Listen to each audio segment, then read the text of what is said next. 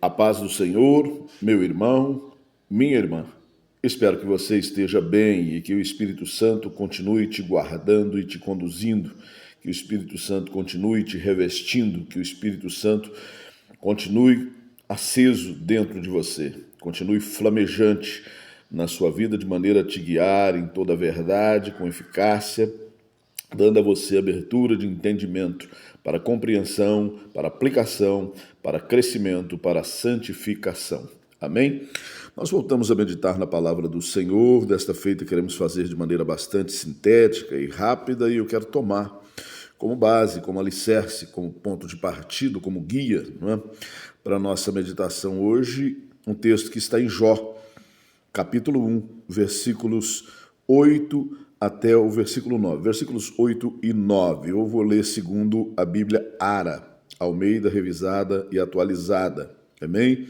A palavra diz: perguntou ainda o Senhor a Satanás: observaste o meu servo Jó? Porque ninguém há na terra semelhante a ele, homem íntegro e reto, temente a Deus e que se desvia do mal.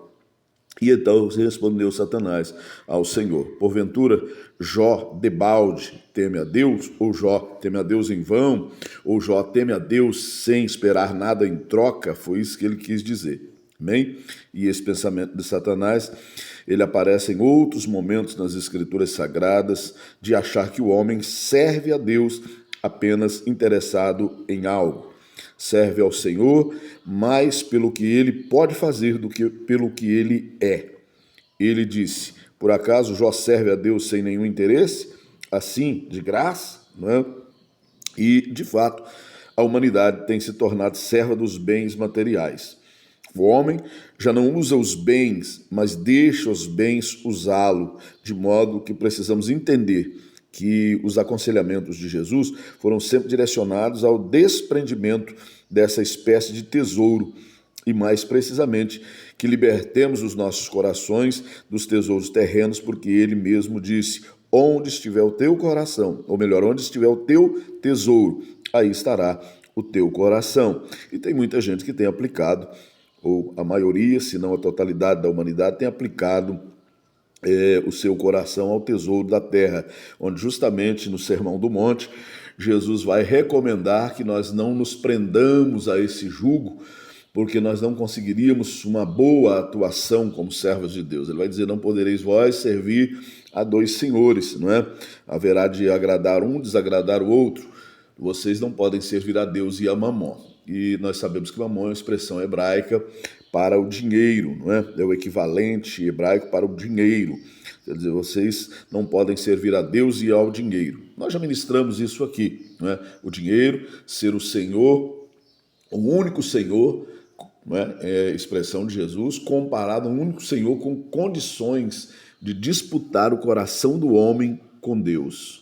Amém? O único Senhor capaz de tomar o homem, não é? De envolver o homem de maneira que ele possa preferir servir a esse Senhor do que a Deus, e nós vemos a humanidade tomando este caminho. Como segundo o livro de Provérbios, o coração é o guardião das fontes da vida, devemos ter o cuidado de permitir que entre nele apenas coisas vitais e não permitir a entrada das coisas que são mortais. O nosso coração deve estar tomado das coisas de Deus, de maneira que elas preencham as nossas vidas e o torne o Senhor suficiente para nós. E torne o Senhor suficiente para nós, assim como o salmista escreve: o Senhor é meu pastor e de nada terei falta. Não é? O Senhor me é suficiente. Atribuir a Deus o maior valor nos leva a sermos verdadeiramente adoradores do Deus soberano. Ainda no Salmo 119, o salmista declara: a tua palavra escondi no meu coração para não pecar contra ti. Quer dizer, eu tenho a tua palavra como tesouro mais precioso, de maneira que ele foi escondido, e me sirva de direção, e me sirva de instrutor, sobre as tuas bondades, ou sobre as tuas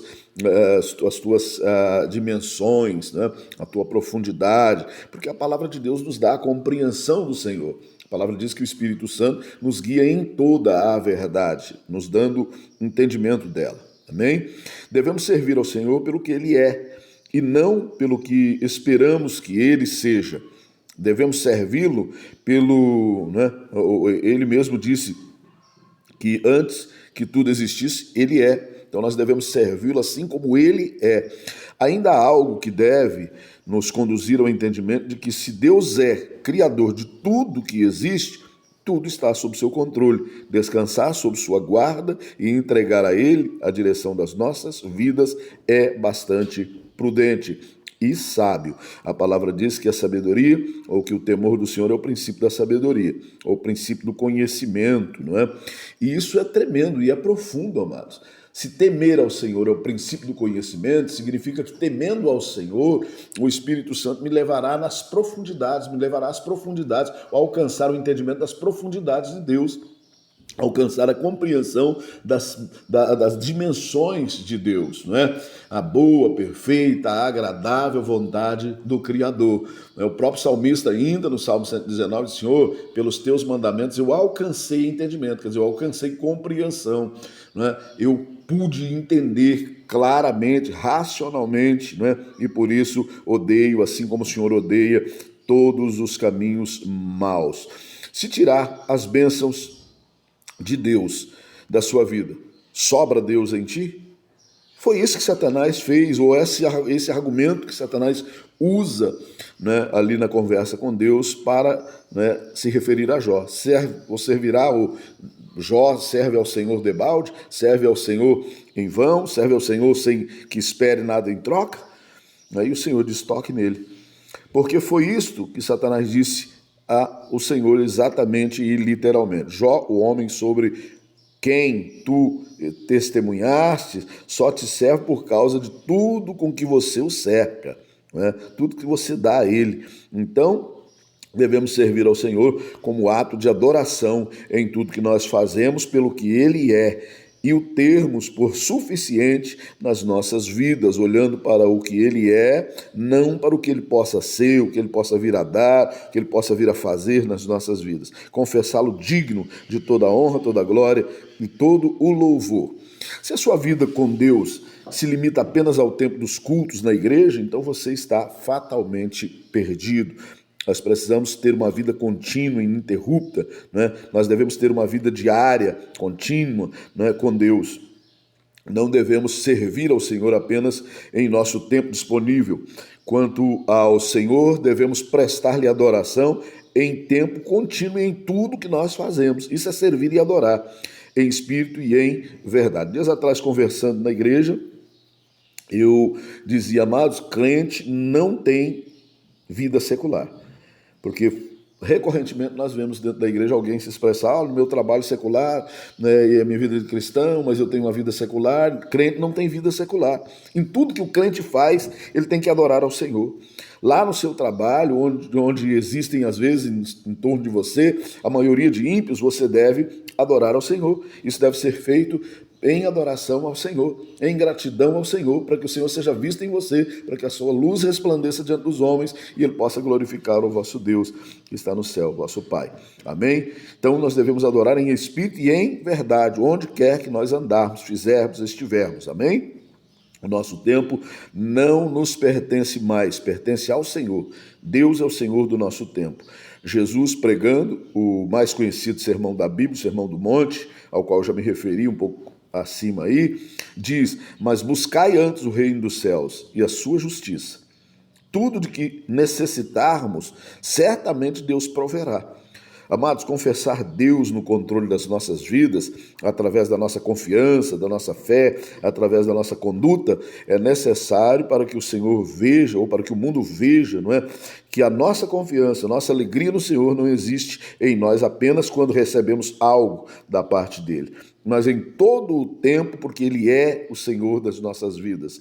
Paulo, escrevendo aos Romanos, diz que todas as coisas cooperam juntamente para o bem daqueles que amam ao Senhor, ou que amam a Deus. Amém? Vamos orar? Senhor nosso Deus e nosso Pai, nós somos gratos porque o Senhor tem estado conosco. O teu Espírito tem nos dado entendimento da tua vontade nas nossas vidas, de maneira, Pai, que nós possamos abrir mão daquilo que não te agrada, daquilo que não te conduz a ti. Nós agradecemos, ó Pai, pelas nossas vidas, pela vida de cada alma que aqui busca entendimento, conhecimento, em nome de Jesus. Amém.